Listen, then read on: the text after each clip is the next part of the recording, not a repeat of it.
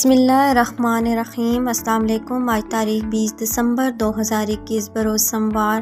آج کے خبر نامے کے ساتھ میں ہوں عائشہ۔ اگر آپ بھی دنیا کے حالات و واقعات سے باخبر رہنا چاہتے ہیں تو ویڈیو کو مکمل دیکھیے گا اور ہمارے چینل کو سبسکرائب کر دیجیے اور ساتھ میں لگے بیل آئیکن کو دبا دیں تاکہ آپ کو ہمارا نوٹیفیکیشن موصول ہو سکے۔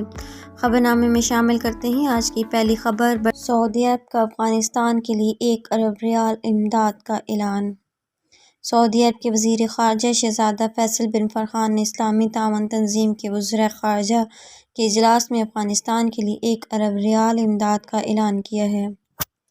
العربیہ اردو نیوز کے مطابق اس بات کا اعلان سعودی عرب کے وزیر خارجہ نے اتوار کو اسلام آباد میں اسلامی تعاون تنظیم کے وزرائے خارجہ کی کونسل کے 17ویں اجلاس خطاب کے دوران کیا۔ اجلاس سے خطاب کرتے ہوئے انہوں نے کہا کہ افغانستان کا معاملہ انسانی بنیادوں پر دیکھنا ہوگا۔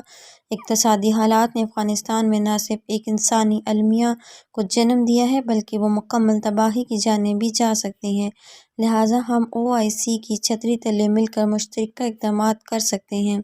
ان کا کہنا تھا کہ خواتین اور بچوں سمیت افغان عوام مشکلات کا شکار اور مدد کے منتظر ہیں۔ ہم افغانستان میں امن کے خواہاں ہیں کیونکہ افغانستان میں کشیدہ صورتحال کے خطے اور دنیا پر اثرات مرتب ہو سکتے ہیں۔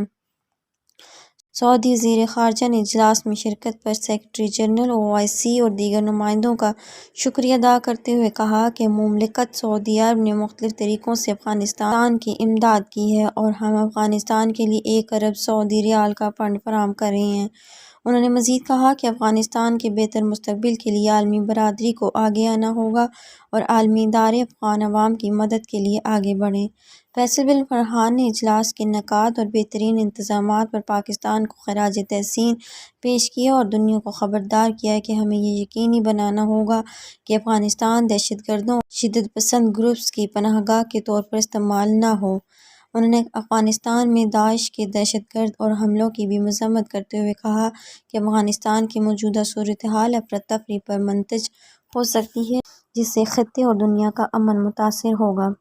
واضح رہے کہ اسلامی تعاون تنظیم کے وزرائے خارجہ کا 17واں غیر معمولی اجلاس اتوار کو وفاقی دارالحکومت اسلام آباد میں ہوا۔ اس کانفرنس کی میزبانی پاکستان نے کی جس میں افغانستان کی صورتحال پر غور کیا گیا اور عالمی برادری سے امداد اور تعاون کی اپیل کی گئی۔ کانفرنس میں وزیر اعظم عمران خان، OIC کے سیکریٹری جنرل، رکن ممالک کے وزرائے خارجہ، مندوبین اور مبصرین کے علاوہ اقوام متحدہ کے مختلف تنظیموں، بین الاقوامی مالیاتی اداروں، P5 یورپی یونین اور دیگر اداروں کے نمائندوں نے بھی شرکت کی۔ آج کے خبر نامے میں اتنا ہی۔ مزید خبروں کے لیے دیکھتے رہیے AF نیوز ورلڈ۔ اپنا اور اپنے ارد گرد کے لوگوں کا بہت سارا خیال رکھیے گا اور مجھے دیجیے اجازت۔ اللہ حافظ۔